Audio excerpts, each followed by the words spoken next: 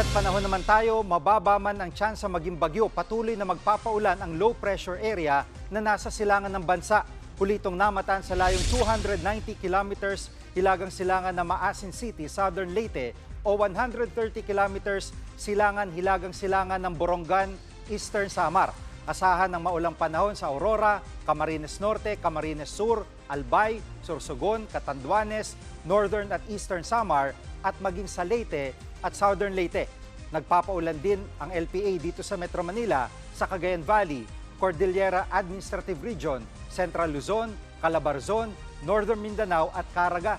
Southwest monsoon o hanging habagat naman ang magdadala ng maulap na panahon na may kalat-kalat na pagulan, pagkulog at pagkidlat sa Zamboanga Peninsula, Occidental Mindoro at Palawan.